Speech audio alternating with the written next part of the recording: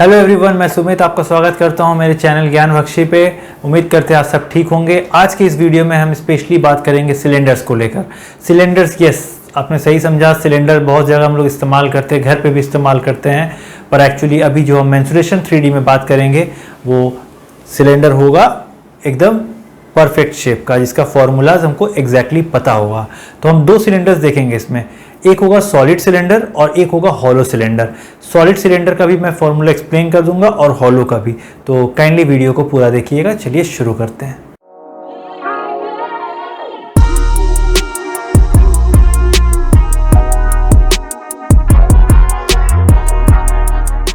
तो अभी हम पढ़ेंगे सिलेंडर के बारे में। पहले मैं आपको फॉर्मूला एक्सप्लेन कर दूंगा, देख के डरिएगा मत, मैं आपको स्टेप टू स्टेप समझा दूंगा, एकदम आपको बढ़िया समझ में आ जाएगा। तो पहले देखिए, मैंने इस सिलेंडर को दो कैटेगरीज में डिवाइड किया। पहला है solid cylinder and second is hollow cylinder. तो पहले समझते हैं कि सॉलिड और हॉलो में क्या फर्क होता है। तो मैं आपके लिए एग्जाम्पल ले आया हूं, देखिए ये आप देख सकते हैं ना। तो देखिए ये आपका पूरा मतलब अंदर से कुछ खोखला नहीं है, मतलब ये आपको पूरा पैक्ड मिल रहा है। तो ये हो गया सॉलिड सिलेंडर। अब जब हम बात करेंगे हॉलो सिलेंडर की, तो देखिए ये हमारे पास है हॉलो सिलेंडर। ग्लास का है, थोड़ा सा हो सकता है आपको देखने में परेशानी हो, तो मैं आपको थोड़ा सामने से दिखा देता हूं। देखिए ये हॉलो सिलेंडर है, आप देख सकते हैं ना। देखिए ये बाहर की तरफ का बॉडी है और ये अंदर है। देखिए इसका थोड़ा थिकनेस भी, अगर आप गौर से देखिए, देखिए थोड़ा थिक है, मतलब ये जो मटेरियल कुछ ना कुछ तो यूज हुआ है ग्लास का, ये देखिए थोड़ा थिक है। तो इसको हम बोलते हैं हॉलो सिलेंडर, मतलब खोखला है अंदर की तरफ से बाहर। तो आप इसका गौर से समझिए, तो एक इसमें कर्व सरफेस देखिए ऊपर की तरफ से भी है और एक कर्व सरफेस अंदर से भी है। तो इसको हम दो टर्म्स में डिवाइड कर देते हैं, आउटर कर्व सरफेस एरिया और अंदर से होगा तो इनर कर्व सरफेस एरिया। पर जब हम इसकी बात करते हैं तो इसमें इनर बोल के कुछ नहीं है, तो हम लोग सीधा बात करेंगे ये खाली आउटर कर्व सरफेस या normally only curve surface area. तो उम्मीद आपको समझ में आया होगा कि इनर कर्व सरफेस एरिया और आउटर कर्व सरफेस एरिया में क्या डिफरेंस है। तो अब मैं आपको डिटेल्स में फॉर्मूला बता देता हूं। तो देखिए पहला है curve surface area for solid cylinder, normally pi are square H. Pi are square H क्या है, देखिए ये ऊपर का, अगर आप देखिएगा तो सिलेंडर का ऊपर का जो पार्ट होता है वो एक सर्कल होता है। तो सर्कल होने की वजह से, सर्कल का हमें पता है कि जो मैंने पहले वीडियोस बताया सर्कल को, उसमें आपको पता होना चाहिए कि सर्कल का सरकमफरेंस का जो फॉर्मूला होता है वो होता है 2 पाई आर। तो देखिए 2 पाई आर और हाइट इसमें जुड़ जाता है, इसलिए 2 पाई आर एच। तो ये बन जाता है curve surface area for this solid cylinder. तो ये कर्व सरफेस हो गया, मतलब ये बाहर का जो कर्व घुमा हुआ पार्ट है ना, ये हो गया। और अभी देखिए ये हो गया total surface area. Total surface area मतलब मैं आपको फिर एग्जांपल देकर समझा देता हूं। तो देखिए कर्व सरफेस हो गया सिर्फ ये वाला, तो इसलिए मैंने बोला ये बाहर का ऐसे सरकमफरेंस हो गया और उसमें हाइट जुड़ जाता है, इसलिए बन जाता है 2 पाई आर एच। और जब हम इसकी बात करते हैं तो टोटल सरफेस एरिया में देखिए क्या आता है, ये तो आता ही है, प्लस इसके साथ ऊपर का भी ये वाला सर्कुलर पाथ और नीचे का भी ये सर्कुलर पाथ, ये पूरा आ जाता है। तो इसलिए बन जाता है ये टोटल सरफेस एरिया। तो उसका फॉर्मूला देखिए क्या है, ये 2 पाई आर एच जो हमने लिखा था 2 पाई आर एच, ये तो है ही है। ऊपर से सर्कल का एरिया का फॉर्मूला होता है पाई आर स्क्वायर, ये भी होता है पाई आर स्क्वायर। तो अगर मैं आपको यहाँ फॉर्मूला ब्रेक करके समझा दूं कि 2 pi are square plus 2 pi r h, अब इसमें से आप सॉल्व करिएगा तो आपको यही ऊपर वाला चीज मिल जाता है। देखिए कॉमन चला जाएगा 2 पाई आर, तो ब्रैकेट में बचता क्या है, आर प्लस एच, ये बन जाता है। तो आपको सिंपली ये वाला को याद रखना है, ये आपको सिर्फ समझाने के लिए था। तो हम बात करेंगे वॉल्यूम की। तो वॉल्यूम हम जानते हैं क्या होता है, मतलब पूरा इसका जो स्पेस ऑक्युपाइड है वो। तो स्पेस में मतलब क्या हो गया, ऊपर का एरिया उसमें हाइट मल्टीप्लाई कर दें तो मेरा बन जाता है वॉल्यूम। ये मैंने आपको पहले भी 2D जब पढ़ा रहा था उसमें डिटेल्स में बताया था कि वॉल्यूम क्या होता है। तो ये हो गया सॉलिड सिलेंडर। अभी हम पढ़ेंगे हॉलो सिलेंडर के फॉर्मूलाज के बारे में। तो देखिए हॉलो सिलेंडर में हम देखेंगे, तो आप एक चीज समझिए, अगर ये कुछ थिक है तो थिक है तो मतलब इसका अंदर का एक रेडियस होगा यहां तक और एक बाहर का रेडियस होगा, तो सेंटर से पूरा बाहर तक। ये जो कि हम देख रहे हैं थोड़ा पतला है, अगर थोड़ा मोटा होता तो आपको और अच्छा समझ में आता। तो इनर रेडियस होता है और आउटर रेडियस होता है। तो अब यही चीज हम यहां समझेंगे। तो इसका अगर इनर आउटर है तो इसका इनर कर्व सरफेस एरिया का फॉर्मूला हो जाता है 2 pi small R H. Small R क्या है, रिजेंबलेंस है, ताकि अंदर का रेडियस छोटा होगा इसलिए स्मॉल आर। और ये आउटर कर्व सरफेस एरिया, तो वो मतलब आउटर कर्व सरफेस एरिया हो गया कैपिटल आर। देखिए 2 पाई आर एच, मतलब बाहर बड़ा रेडियस होगा इसलिए बड़ा आर दिया मैंने। अभी देखते हैं formula total surface area of this hollow cylinder. ये आपको लग रहा होगा मैंने क्या लिख दिया इतना कॉम्प्लिकेटेड, तो ये कॉम्प्लिकेटेड नहीं। आप इसको सोचिए, अगर मैं आपको टोटल सरफेस एरिया पूछूं इसका, तो टोटल में क्या क्या आएगा आप समझिए। ये वाला आ गया आपका outer curve surface area, plus आपको इनर कर्व सरफेस एरिया भी चाहिए, प्लस आप एक चीज सोचिए, ये वाला जो पोर्शन है हॉलो तो यहां पे ठीक है, पर आप अगर इसके बारे में सोचिए तो ये एक रिंग टाइप का स्ट्रक्चर है। रिंग कैसे, आप ये देखिए, अगर मैं बात करूं ये इनर का है और आउटर समझिए ये है, तो आप ध्यान से देखिएगा तो ये अंदर के पार्ट हॉलो है, पर अगर यहां से यहां स्मॉल आर है, यहां से यहां बड़ा बाहर कैपिटल आर है, तो ये वाला जगह आपका फील्ड है, पूरा एरिया है आपका, ये एरिया ऑफ सर्कल है ना रिंग, तो इसलिए आपका फॉर्मूला ये हो जाता है उसका, एरिया ऑफ कंसेंट्रिक सर्कल या फिर एरिया ऑफ रिंग। तो हमको क्या करना है, ये वाला एरिया जिसका फॉर्मूला होता है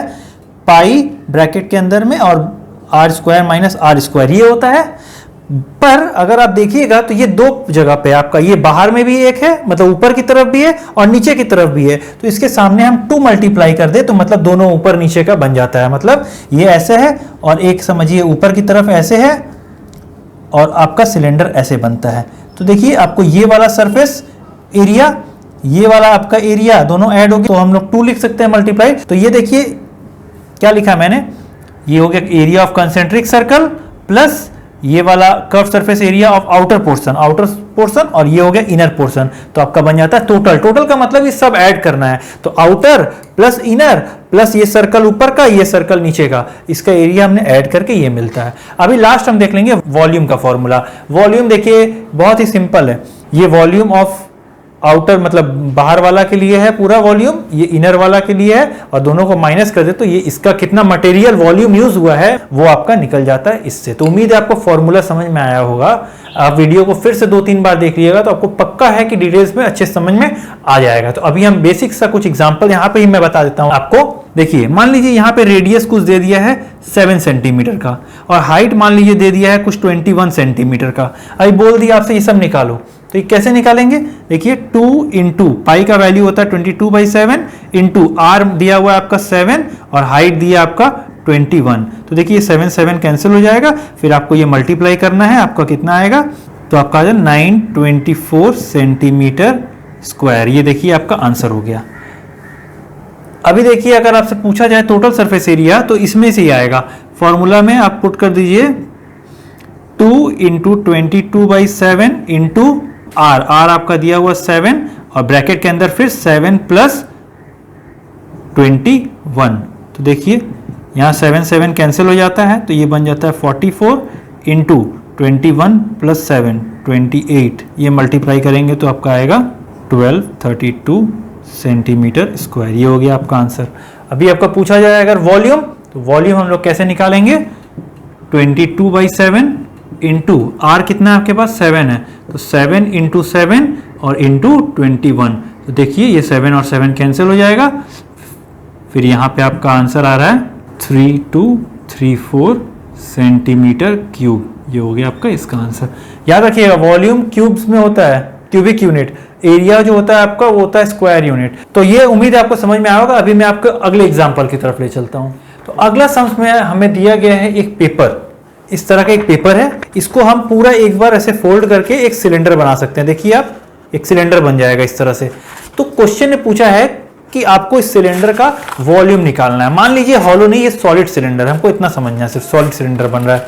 तो वॉल्यूम कैसे निकलेगा, फॉर्मूला हमें पता है, पर हमको वॉल्यूम निकालने के लिए हमें पता होना चाहिए रेडियस के बारे में, रेडियस का वैल्यू।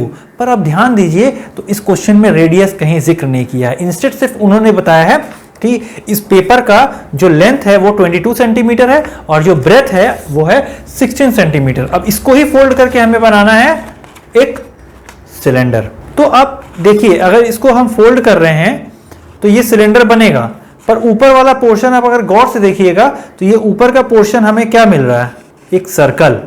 तो अगर ये सर्कल बना कैसे, ये जो लेंथ था रेक्टेंगल का, अगर अब इसे हम ज्वाइन करके इस तरह से इस तरह कर दें तो हमें क्या मिल रहा है, एक सर्कल मिल रहा है। एक सर्कल का सरकमफरेंस बन रहा है। देखिए ये सरकमफरेंस होता है एक सर्कल का। तो हम यहां से रेडियस खोज लेंगे, तो रेडियस हो जाएगा circumference of circle equals to length of rectangular paper या रेक्टेंगल। सीधा कैसे रेक्टेंगल, मैंने कहा ना इसे जब फोल्ड कर रहे हैं इसका लेंथ ही सरकमफरेंस बन जा रहा है।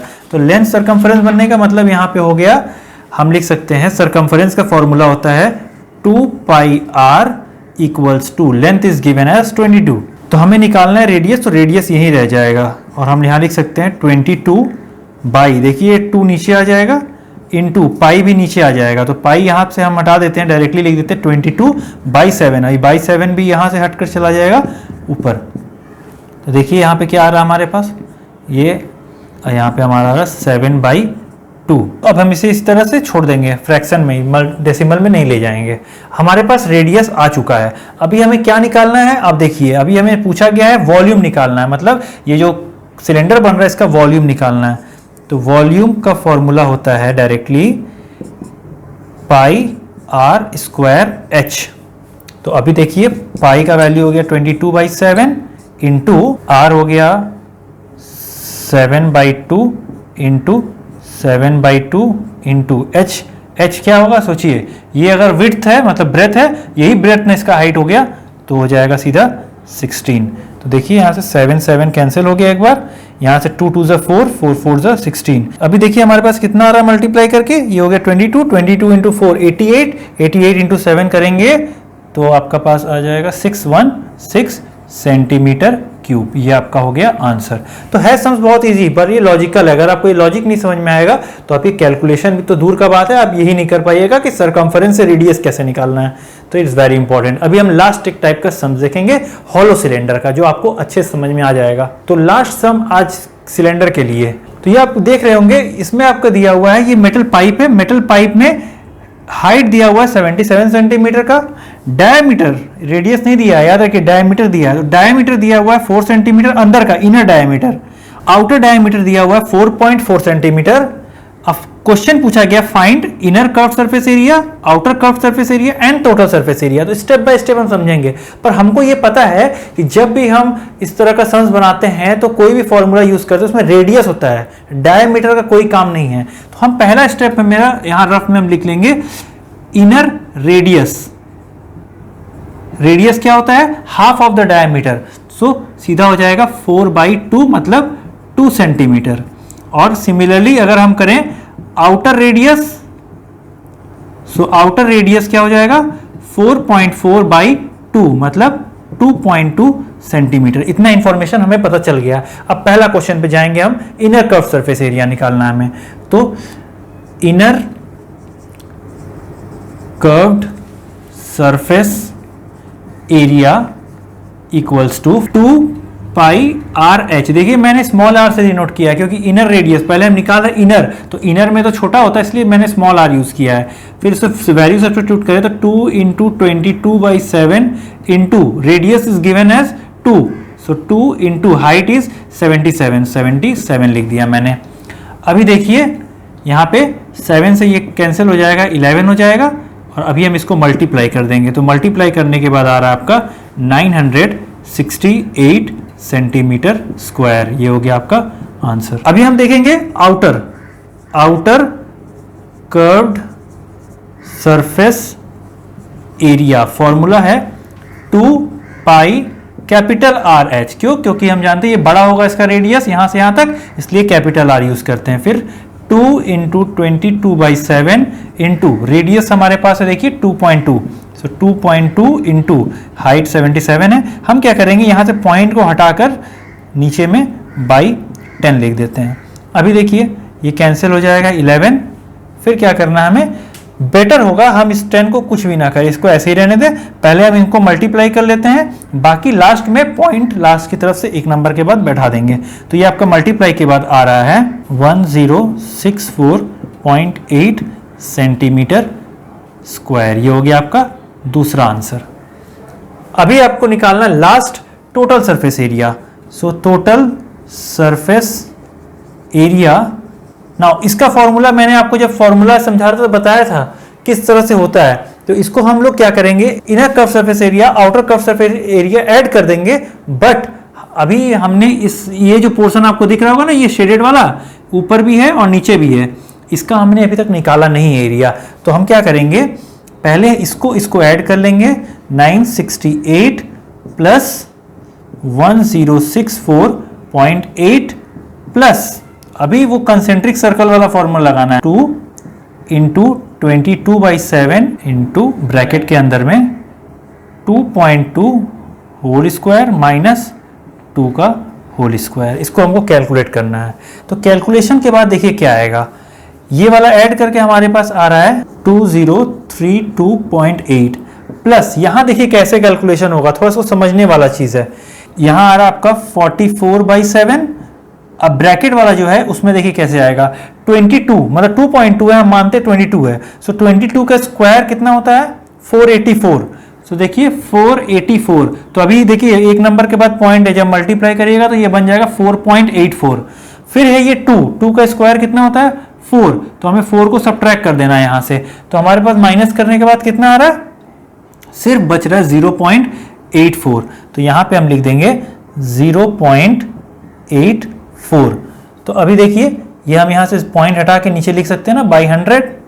अभी देखिए 7 से ये कैंसिल हो जाएगा, 7 से इसको कैंसिल करिएगा तो आएगा आपके पास 12। अभी हमारे पास क्या बच रहा है देखिए, तो यहाँ पे आ रहा है 2032.8 प्लस यहाँ पे इसको सॉल्व करेंगे तो आएगा 44 इंटू 12 डिवाइड बाई 100 और ये आपका आ रहा है 5.28। तो देखिए अल्टीमेटली जब हम इन दोनों को ऐड करेंगे तो हमारे पास आंसर आ जाएगा 2038.08 सेंटीमीटर स्क्वायर।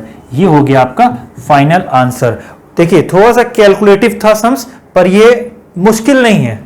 तो आपको स्टेप्स पता होना चाहिए क्या करना है। टोटल सरफेस एरिया के लिए inner curve surface area, outer curve surface area, plus आपको उसके साथ ये जो सर्कल जो मतलब आपको कंसेंट्रिक सर्कल का एरिया मिल रहा है, आपको इन दोनों को ज्वाइन करके आपको निकाल लेना है। तो ये हो गया आंसर। तो उम्मीद है आज आपको ये क्लास समझ में आया होगा। अगर आपको कोई भी डाउट हो तो आप काइंडली कमेंट बॉक्स में लिखकर मुझे बताइए, मैं आपका डाउट्स को क्लियर करने की कोशिश करूंगा।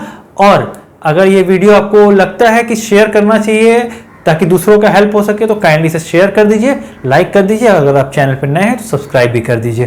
Thank you.